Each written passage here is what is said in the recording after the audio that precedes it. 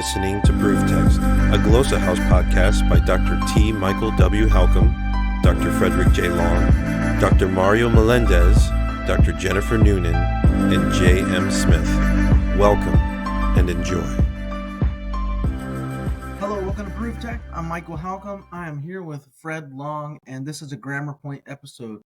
In this episode, we're going to talk about nouns some more. If you've been watching, you know that GrammarPoint's been focused on that for a little bit now.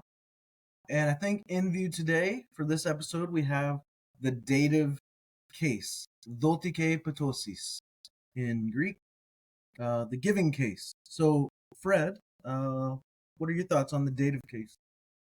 Yeah, it's good that you started with that name for it. It's also called the topike ptosis, right? Topike.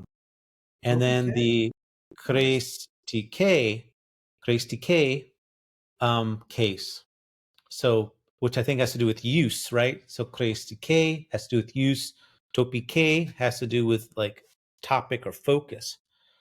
Well, why does this case have all these names?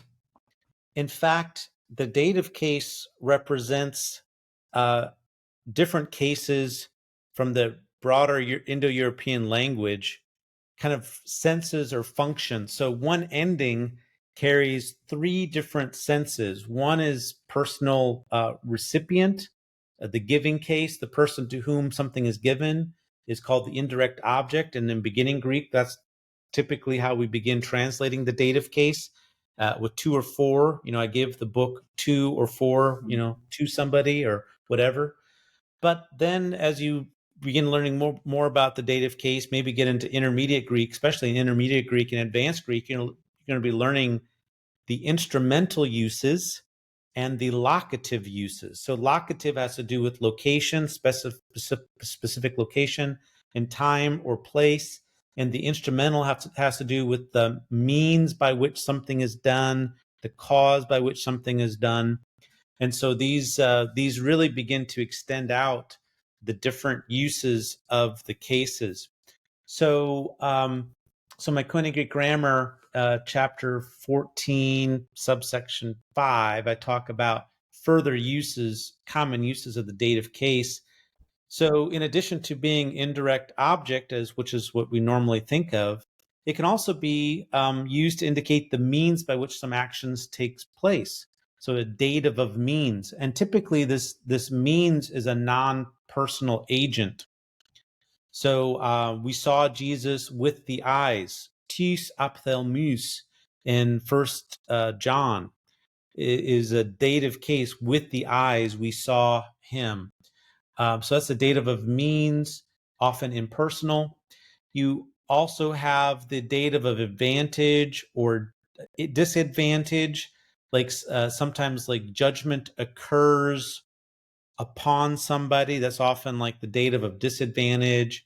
Or if something is done for someone's benefit, Paul says, 2 Corinthians 5:13, if we're crazy, if we're out of our minds, we're out of our minds for God, for the benefit of God. And those are just slightly different than indirect object, with that advantage or disadvantage being present there.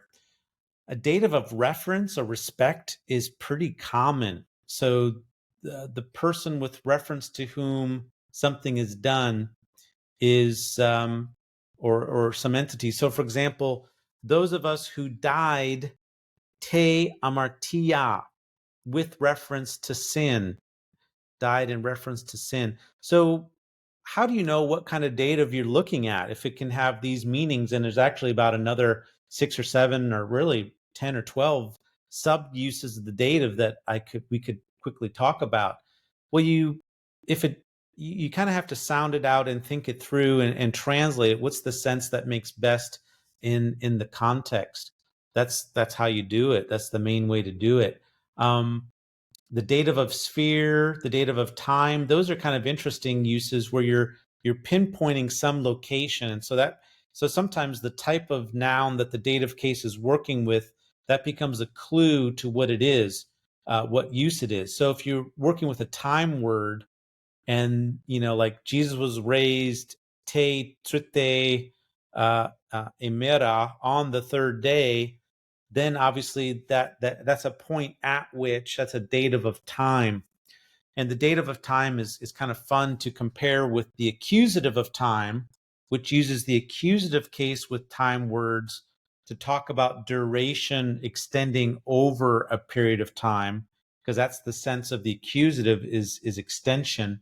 And then the genitive of time is a time that is discussing the kind or type of time. Nicodemus came to Jesus, genitive case, by night.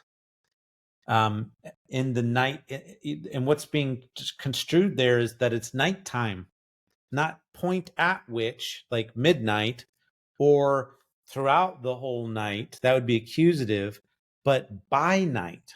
And it's actually very significant, because every time he's mentioned, he's actually mentioned as the one coming to him by night, which I don't think is a positive thing. He's afraid. He's exemplifying the kind of people who don't respond to Jesus properly. So dative of time is time specifically at which really gets into that location of time. You have dative of manner, like you can speak in a certain way.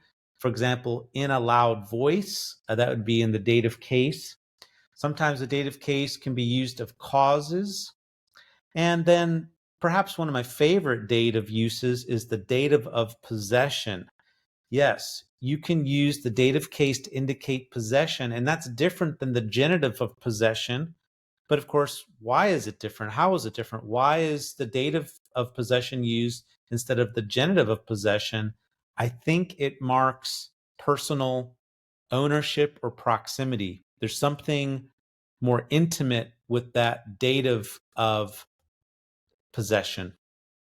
Yeah. So, but that's something, someone needs to write a dissertation under me or with reference to me, but I would love to have someone really work that out. But that's my suspicion, that dative of possession marks personal proximity. So I hope that helps overviewing some of the main uses of the dative case and why it's so diverse, because it's summarizing or bringing into one form 3 different case functions coming out of the Indo-European languages, which we see, for example, in Sanskrit, the locative and the instrumental cases, in addition to the giving case of the direct, indirect object. I mean, those are all coming together in one form, and that's why the dative case is so dynamic in Greek. All right. Well, let's stop there, and yeah, we'll say we hope that helps. Interested in growing your ancient language skills but not sure where to start? Glosshouse can help. From illustrated readers and short stories to lexicons and grammars, Glosshouse offers a variety of resources for beginning, intermediate, and experienced ancient language learners. Head to glosshouse.com today. Glosshouse, language resources for the global community.